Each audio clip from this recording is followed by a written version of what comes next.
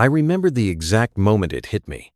That awful sinking feeling, like the air had been sucked out of the room. It was 2:47 a.m. I was wide awake, sitting in my cramped one-bedroom apartment in Cincinnati, Ohio. Bills were scattered across the coffee table. The red past due stamps glared at me like accusations. I had just checked my bank account, 48.13. Rent was due in 4 days. My phone buzzed with another payment declined notification. I was 34 years old, and I felt like my life had quietly fallen apart while I wasn't looking. See, I wasn't lazy. I wasn't stupid. I had done everything right, or so I thought. College degree, 9-to-5 job, pay your dues, save a little, work hard. And somehow, I was still broke, burned out, and terrified of the future. What hurt the most wasn't just the lack of money. It was the lack of hope. I felt like I was stuck in quicksand trying to move forward, but sinking deeper with every step.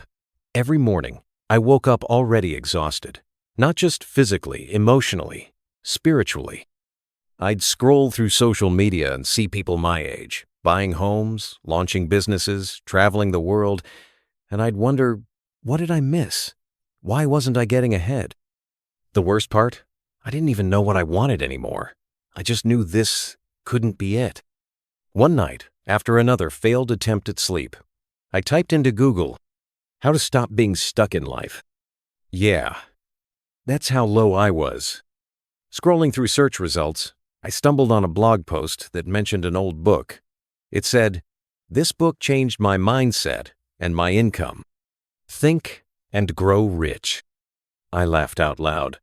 Sounded like a scam. Some outdated, cheesy, motivational fluff. But something, maybe desperation, maybe curiosity, made me click, buy now. A few days later, the book arrived.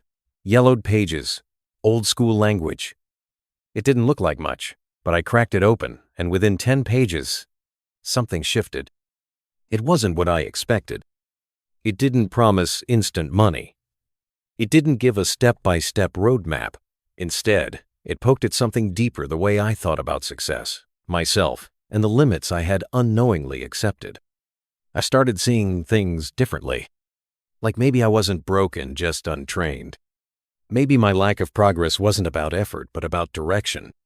And maybe, just maybe, I could rebuild. Not overnight, but on purpose. That was the beginning of everything.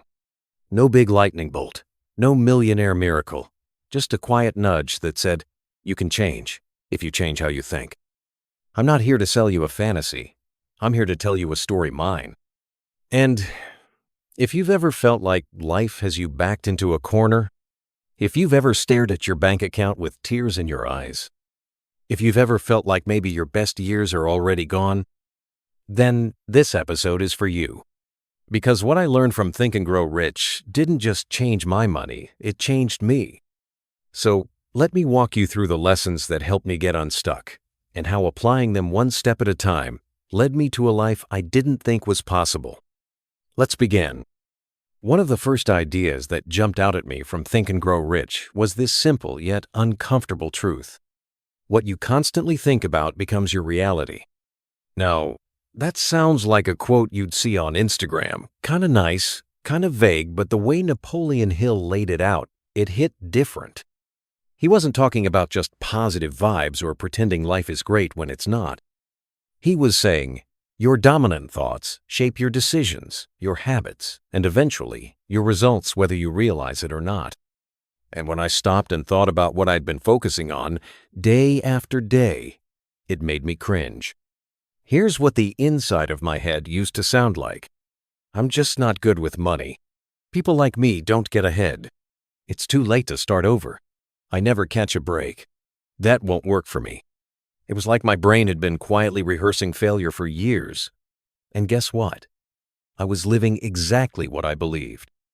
I was surviving, not thriving. Reacting, not creating. Waiting for life to change, but never planting the seeds for it to actually happen. After reading that section in the book, I didn't do anything dramatic. I didn't quit my job or sell all my stuff or move to Bali. I just decided to take control of my thinking, one small step at a time. Here's what that looked like. I grabbed a cheap notebook from the Dollar Tree and wrote at the top of the page in big letters, what I want my life to look like in 3 years. Not what was realistic, not what I thought I could afford, but what I wanted unapologetically. I wrote it all out like it was already true. I wake up feeling energized and grateful. I work remotely, doing something I believe in. I make over $80 a year. I have money left at the end of the month. I'm confident. I'm focused. I'm free. Then, I did something that felt a little silly at first. I read that page every single morning out loud. No one else heard me.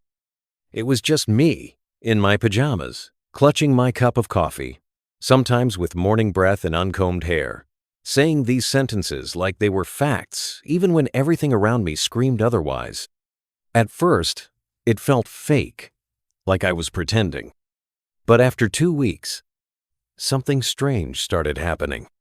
I noticed I was making slightly different choices. I'd skip the mindless doom scrolling and watch a business podcast instead. I applied for remote jobs I normally wouldn't. I started saying yes to new opportunities, even when I was nervous. The changes were tiny, but consistent. And slowly, those fake sentences I'd repeated to myself, they started to feel familiar, then believable, then inevitable. 6 months after I started that morning habit, I landed a freelance gig writing content for a small online business. The pay wasn't life-changing, but it was enough to cover my rent without dipping into credit cards. That alone felt like a miracle. 9 months in, I had saved up enough to leave my toxic job. 1 year later, I was making just over 60, zero a year working remotely from my own schedule. And more importantly, I felt like me again. I was no longer being dragged through life by fear. I was walking towards something I had once only dared to imagine. That's what that lesson taught me. It's not magic. It's not luck. It's mental alignment, choosing to think in the direction you want your life to grow. And it doesn't cost a dime. You don't need to be rich. You don't need to be a genius. You just need to stop feeding your mind junk and start planting better seeds. I still keep that notebook. It's worn out now, pages smudged with coffee stains and ink that's faded from sunlight. But I flip back to that original page sometimes and smile. Because nearly everything on that list has come true not because I wished for it, but because I trained my thoughts to lead me there. So if there's one place to start, just one, let it be this. Get honest about the story you've been telling yourself every day. Then decide to rewrite it. Because thoughts become things. And the life you want is waiting for you to start thinking like it already belongs to you. There's a chapter in Think and Grow Rich that really stopped me in my tracks. It wasn't gentle. It didn't beat around the bush. It simply said, you won't get what you want if you only kind of want it. That hit me hard. See, I had always thought of myself as someone with ambition. I had goals, or at least I thought I did. I'd tell myself I wanted a better job, or to be financially free, or to travel the world someday. But the truth is, my desire was lukewarm, casual, soft, and the book made it painfully clear. Casual desires lead to casual results. If your goal is to get out of debt, but you're still casually ordering takeout 3 times a week, scrolling for hours, and telling yourself, I'll try harder next month, then you're not obsessed. You're just interested. And interest doesn't change your life. Obsession does. That chapter forced me to ask myself, what do I actually want badly enough to rearrange my life around it? After a few late-night journaling sessions, I landed on one thing. I wanted to make $100 a year remotely, with freedom over my time doing work I didn't hate. That was it. It was clear. It was specific. It wasn't a someday dream. It was a mission. And from that moment, I got obsessed. Now let me be clear. I'm not talking about the kind of toxic hustle culture obsession that burns you out and steals your joy. I'm talking about aligned obsession, the kind that sharpens your focus and eliminates the noise. Here's how that obsession changed my behavior. 1. I changed how I spent my evenings. No more mindless TV binges or scrolling through Instagram envy. I dedicated 1 hour every night to building something that moved me closer to that goal, whether it was watching free online courses, writing for freelance platforms, or studying how others made money online. 2. I started saying no to things I used to say yes to. Dinner invites, weekend hangouts, side projects that paid nothing if it didn't align with the mission. It got cut. Not forever. Just until I got momentum. 3. I built a daily ritual around my goal. Every morning I wrote this sentence in my notebook. I will earn 100 a year doing remote work I love. I'm committed. I'm capable. I'm on my way. Even when I didn't believe it yet. Even when it felt like a lie. Especially when I wanted to quit. And here's the crazy part. Within 90 days, I got my first full-time freelance gig that paid double what my previous job did. It wasn't 6 figures yet, but it was proof that the obsession was working. Because obsession creates clarity, and clarity creates momentum, and momentum creates breakthroughs. But here's something I want you to hear loud and clear. This didn't happen because I suddenly became more talented. I didn't go back to school. I didn't win the lottery. I didn't get some special advantage. What changed was the intensity of my desire. Before, I was just dipping my toe in the water of my dreams. Now I was diving in fully clothed, no backup plan. I was willing to trade comfort for change. Willing to be a beginner. Willing to fail forward. There were nights I cried from frustration. Days I wanted to give up. But the obsession pulled me through. It gave me tunnel vision when distractions screamed for my attention. It gave me purpose when progress felt slow. It gave me permission to want more and to stop apologizing for it. Looking back, I think a lot of people get stuck not because they're not smart or hardworking, but because they're trying to change their lives with part-time energy. They want the full transformation without the full commitment. And it just doesn't work that way. So if you're listening right now, and you've got this vague dream floating in your head, this "I'd love to one day" idea, let me challenge you. What would it look like to get obsessed? What would you change if your dream became a non-negotiable mission? Would you wake up earlier? Would you change who you follow online? Would you finally invest in yourself like your life depended on it? Because here's the truth, it probably does. I didn't just try harder. I made a decision and let that decision shape my days. That's what Think and Grow Rich taught me. Desire isn't just the starting point. It's the fuel. And if you feed it with clarity, consistency, and commitment, there's no limit to how far you can go. When I first read the word faith in Think and Grow Rich, I almost skipped the chapter. I grew up associating faith with church pews, hymns, prayers. And while that's absolutely one kind of faith, what Napoleon Hill was talking about wasn't religious. It was psychological. It was practical. He defined faith as belief in yourself and in your goal, so strong, so steady that it shapes your actions and expectations without hesitation. That hit me hard because when I looked at how I'd been showing up in life, I wasn't moving like someone who believed success was coming. I was moving like someone bracing for disappointment. Every time I tried something new, apply for a better job, pitch a client, post content online, I already had one foot in failure. I'd say things like, "They probably won't respond. I'll try, but it won't work. People like me don't win at this." That wasn't humility. That was self-sabotage, dressed up as realism. Hill wrote about this thing called autosuggestion, basically. The idea that your mind believes whatever you tell it consistently, whether it's true or not. And the more I paid attention, the more I realized I had been hypnotizing myself with doubt. So I made a decision not to fake confidence, but to train it. Not to blindly hope for the best, but to start programming my brain to believe in possibility. Here's how I did it. Every morning for 30 days, I read out loud a short declaration I wrote for myself. I stood in front of the mirror, sometimes with bedhead, sometimes still in my pajamas, and I said, I believe I am capable of earning 100 a year doing meaningful work. I have the skills. I have the drive. I will not stop until I get there. I walk with certainty. I act with faith. I expect great things.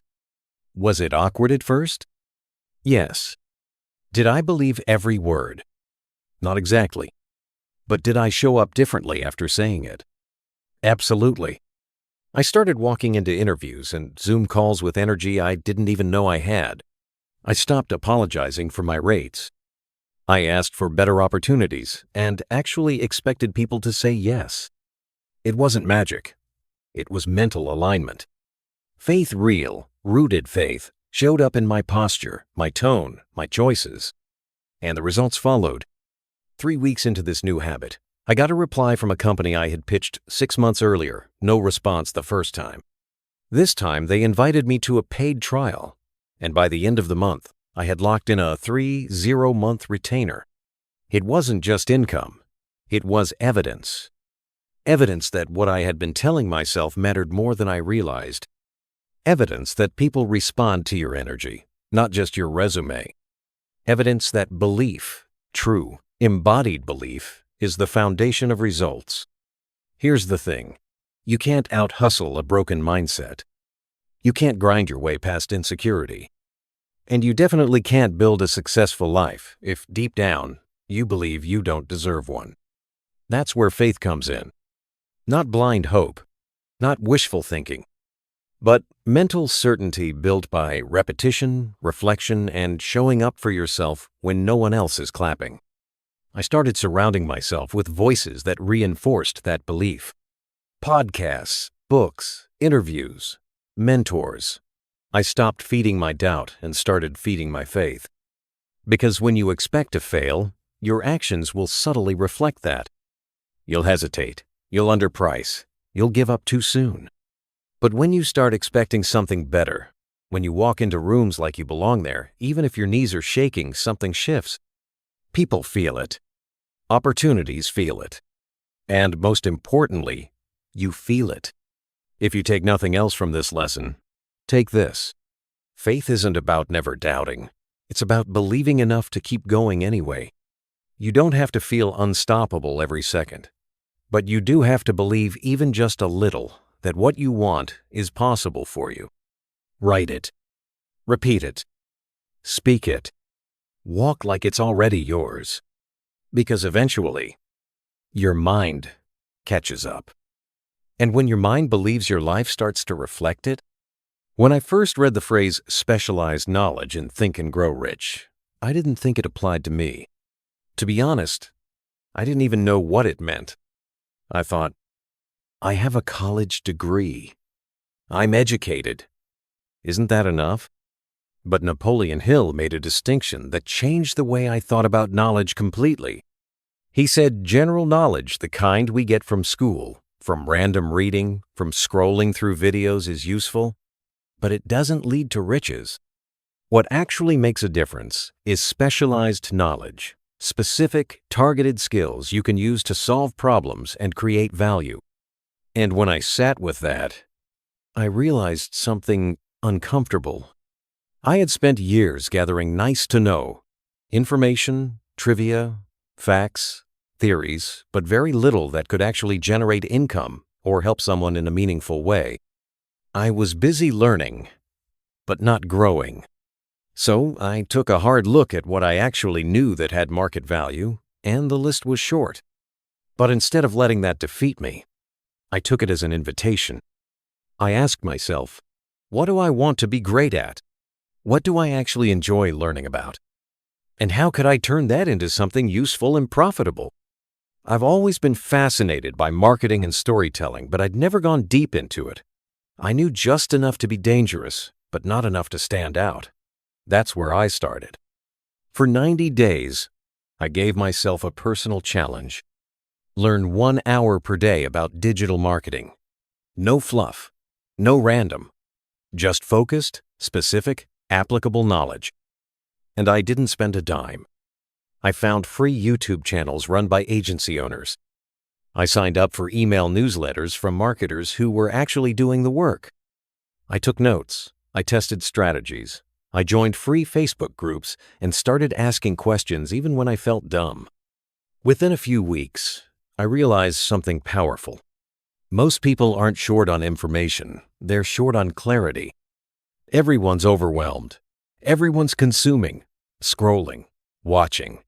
But very few people take the time to truly master one area and go deep.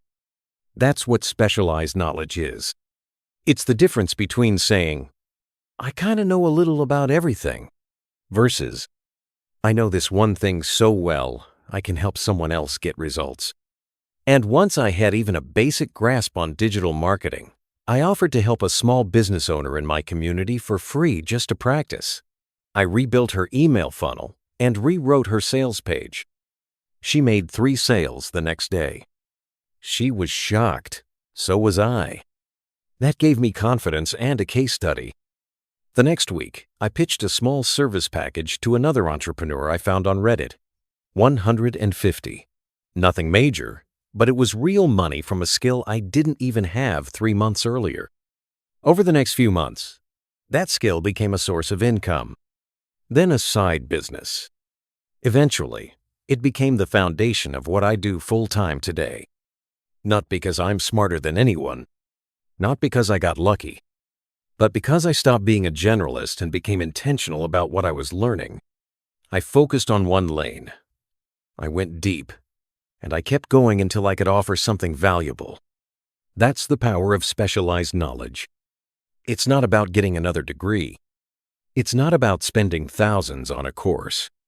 It's about identifying a problem people have and building the skill to solve it.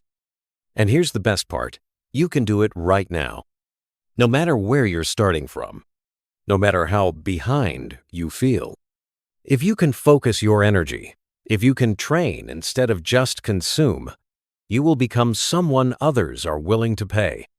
Because in today's world, attention is everywhere, but depth is rare. And rare is valuable. So, if you're feeling stuck right now, ask yourself, what do I actually know how to do well? What do I enjoy learning about, even when no one's paying me? What skill could I develop that solves a real need? Then start. Start with free resources. Start with a notebook and a goal. Start with an hour a day. But start with focus. Because general knowledge makes you feel smart. Specialized knowledge makes you useful. And being useful consistently, confidently, is the fastest way to change your life. If I had to sum up what separated the old me from the version of me that started building a new life, it would be this. I stopped quitting too soon. One of the most powerful and honestly confronting lessons in Think and Grow Rich is the idea that success doesn't usually go to the smartest person or the most talented or the one with the best connections. It goes to the one who keeps showing up, over and over, even when nothing seems to be working. Napoleon Hill said it straight. Those who keep going, even after failure, are the ones who eventually succeed. And I remember reading that thinking, well, that hasn't been me. If I'm being honest, I used to be the kind of person who gave up way too early. I'd get excited about a new goal, whether it was a YouTube channel, a business idea, a blog, a fitness plan, and I'd go hard for 2 weeks, maybe 3. But then, the results didn't come fast enough. The numbers didn't look encouraging. Nobody seemed to care. And I'd quit. Over time, that pattern became a loop I was stuck in.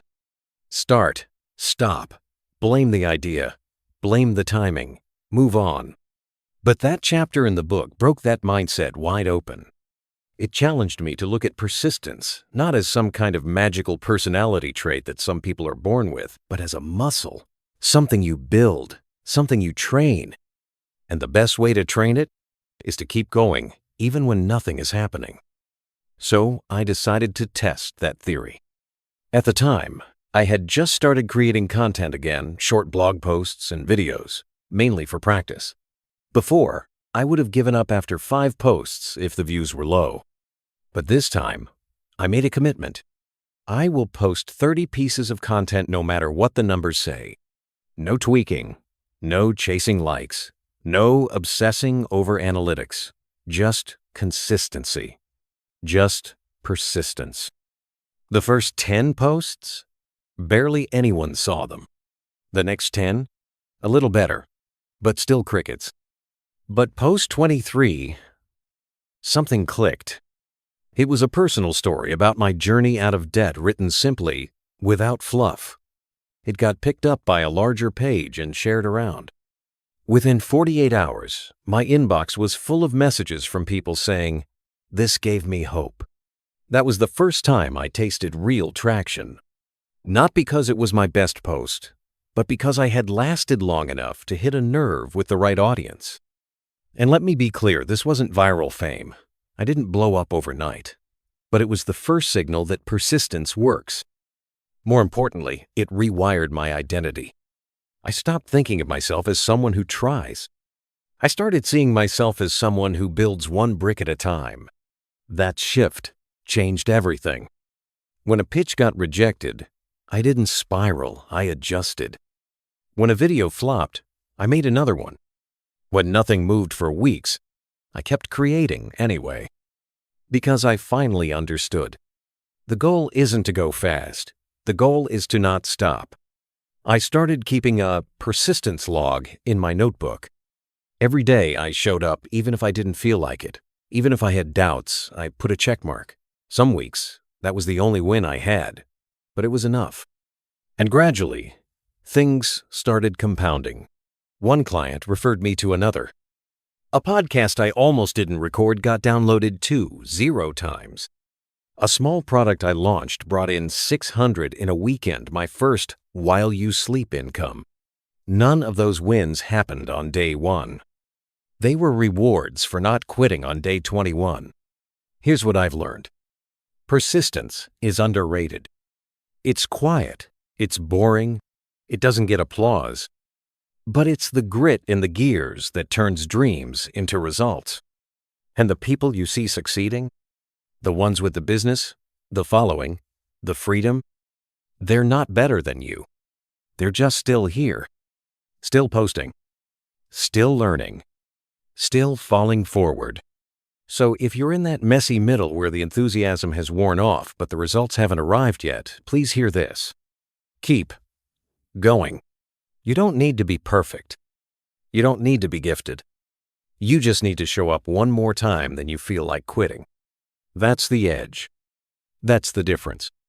That's where everything starts to change. You know what's funny? After everything I've been through, the late nights, the quiet failures, the messy lessons, the small wins, I didn't wake up one day and say, "Wow, I've made it." What I said was, I feel like myself again. And honestly, that's the biggest victory. When I first picked up Think and Grow Rich, I thought I was just looking for money. But I was really looking for direction. I was looking for a reason to believe that something better was still possible, not just for those people on YouTube or TikTok, but for me. I thought success would look like a 6-figure bank account or big following. But you know what it actually looks like? It looks like waking up without dread. It looks like choosing my own schedule and having the freedom to take a walk in the middle of the day. It looks like paying my rent early and still having enough for savings. It looks like finally liking who I see in the mirror, not because everything is perfect, but because I know I didn't give up on myself. And no, I'm not living in a mansion or driving a luxury car yet, but I have something better: momentum. A sense of quiet confidence that I can figure things out, that I am figuring things out. Because here's what's changed. 1. I think differently. The mental loops of failure and fear, they still pop up sometimes, but now I catch them. I talk back. I interrupt them with better thoughts. I know that what I rehearse in my mind becomes what I experience in my life, so I rehearse faith now. I rehearse purpose. I rehearse gratitude. 2. I act with more intention. I don't chase every new shiny idea anymore. I've learned to say no. I've learned to focus. I've learned that doing one thing well beats doing 5 things halfway. That shift alone brought more peace than I ever expected. 3. I carry myself differently. People notice it, family, friends, even strangers. They ask, "You seem different, like lighter." And the truth is, I am. Because I'm no longer dragging the weight of unrealized potential. I'm using it, living it, bit by bit. And here's the most beautiful part. I don't need external validation to feel proud. I don't need to go viral to feel valuable. Because I've seen what I can survive. And I've seen what I can build even from scratch. That's a kind of wealth no one can take from me. And that's what this journey, this book, this process gave me. Not just more money, but more clarity, more courage, more control over my choices and my future. I'm not done growing. Not by a long shot. But I'm no longer stuck. I'm no longer waiting for someday. I'm in motion, and that's where the magic happens. So, wherever you are on your journey, broke, confused, halfway there, burnt out, starting over, just know you're not behind. You're just one decision away from your next chapter. And if no one's told you yet today, you're allowed to want more. You're allowed to believe in yourself. And you're allowed to begin again, even if it's messy. Because the version of you you've been dreaming about, they're not waiting in the future. They're waiting on the other side of persistence, faith, obsession, and clarity, all the things you already have inside of you. You just have to unlock them. That's what I did. And if I can do it, so can you. If you're still listening right now, first, thank you. It means something that you stayed not just to hear my story, but maybe because something in it sounded like yours. And if that's the case, I want to leave you with this. You don't have to have it all figured out. You don't need a perfect plan. You don't need to quit your job tomorrow or make some big leap. You just need to start where you are, with what you have, right now. That could be as simple as grabbing a notebook and writing down where you want to be 3 years from now. Saying no to something that's been draining your energy. Reading one chapter of the book that's been collecting dust on your shelf. Or waking up tomorrow and deciding to give your day intention, not just routine. That's how it starts. Not with a grand gesture, but with small, deliberate choices that say, I'm not settling anymore. And yeah, it's going to feel awkward at first. You'll doubt yourself. You'll mess up. You'll hear old voices in your head trying to pull you back to comfort and fear. But please don't mistake discomfort for a sign you're doing something wrong. It's actually a sign you're doing something new, something different, something that might just change your life like it did mine. And listen, if no one around you believes in your dreams right now, I do. Not because I've got it all together, but because I've been exactly where you are. And if someone like me, scared, broke, tired, uncertain, could change their story, then so can you. So here's what I'll ask. If this episode gave you something, hope, clarity, a nudge in the right direction, would you share it with someone who might need it too? Send it to a friend. Post it to your story. Leave a comment and let me know what hit home the most. And if you haven't already, tap subscribe so you don't miss the next chapter we build together. Because we're just getting started. Your story isn't over. Your dream isn't dead. And your next breakthrough might just be a decision away. So take the first step. And let's grow not just rich in money, but rich in clarity. Rich in courage. Rich in purpose. Thanks for being here. I'll see you in the next episode.